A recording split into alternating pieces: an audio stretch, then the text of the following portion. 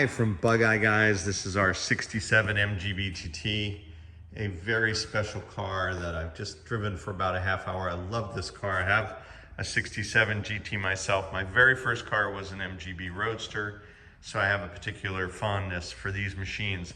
And this is a good one that has a Miata 5-speed, and it just drives fantastically well. Today we're talking about oil leaks though. So you have a beautiful clean piece of cardboard. I've just backed the car onto this after driving it about a half hour. So it's up to operating temp right now. Let's see how much it leaks overnight. I'll be back in the morning and we'll make an updated video and see if we spot this cardboard. It's actually very impressive right now. This is quite rare for a British car. If you look at our driveway here in our shop, you'll see that we are very used to leaking British cars. All of you out there who've had British cars know that this is pretty much the norm. You can see spots up and down our driveway. Those are from some more serious issues that were on some of the cars we've had recently that were leaking particularly badly. But it is just kind of a fact of life with British cars. But this MGB GT seems to be leaking a lot less than most.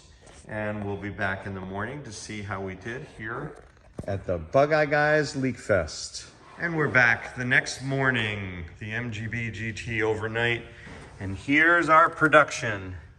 3 little spots. And I would say this is excellent. I wish they all just leaked this much.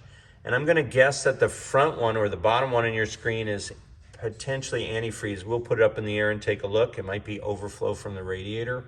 And then the rear 2 ones are oil, and the fact that they're off to the side, we might even be able to address. It's usually the rear main seal that's in the center, about on the plane of the top spot, about at that distance, right about here would be where you would see a rear main seal leak.